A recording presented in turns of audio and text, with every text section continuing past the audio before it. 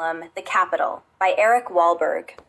I have to admit, just from the title, it sounds like we're in for a pretty dense and maybe controversial conversation.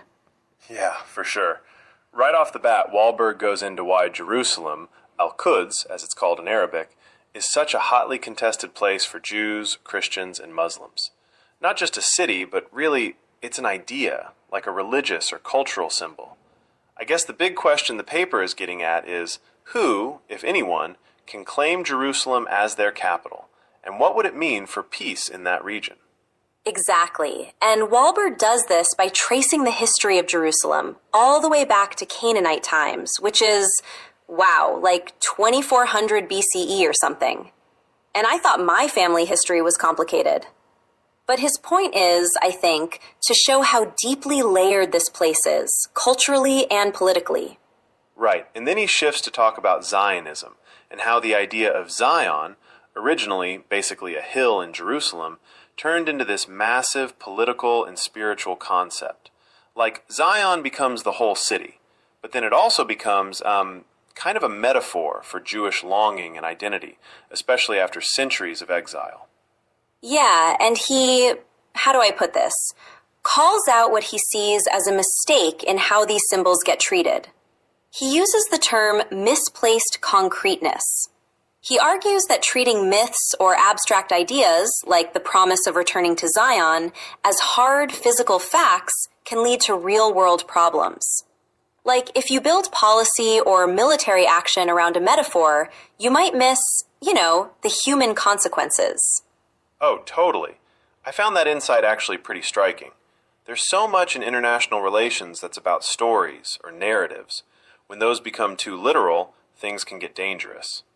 Wahlberg thinks that's exactly what happened with Zionism transforming from, say, a poetic longing into a nationalist movement, and then into an actual state, Israel, controlling Jerusalem. And it's kind of like Jerusalem itself. He points out that it rarely belonged to just one group for very long. It's been ruled by, everyone. Assyrians, Romans, the Ottomans, the British, you name it. And the one period, he says, was the most peaceful for the city was under Muslim control. Except for the Crusades era, which, wow, the way Crusades are still glorified in stories today. That's a whole other tangent, but... Yeah, that's a rabbit hole. But it's interesting. Wahlberg keeps coming back to this idea that it doesn't, or shouldn't, matter who governs Al-Quds, as long as it stays open to all. That feels really modern, kind of like what some people say about making it an international city or something. But then he gets blunt about the realities. After British rule and the establishment of Israel, Jerusalem came under Jewish, and more specifically, Zionist control. He's not happy about how that happened, especially because, he says, a lot of promises to Arab residents were broken in the process. Wahlberg's kind of skeptical, honestly. He's questioning whether control by one group can ever lead to lasting peace in Jerusalem. He argues that in the past 70 years, things haven't exactly improved for everyone, at least not for Palestinians or for justice more broadly.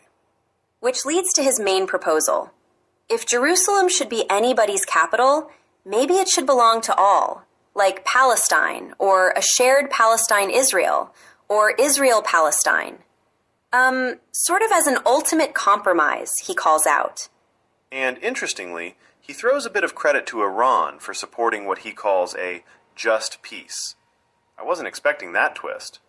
Yeah, not the name you hear tossed around in peacemaking circles, or at least not in a positive way in Western media. But it just shows how complex the alliances and stories are, I guess. For sure. I mean, if you zoom out, the main thing the paper suggests is that maybe we've all gotten stuck on the idea that there's only one way for Jerusalem to exist, belonging to one group. But maybe, as Wahlberg proposes, we can imagine something different, something genuinely shared.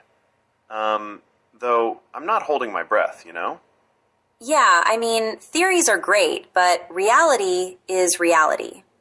Still, I guess what listeners can take from Wahlberg's work is a reminder.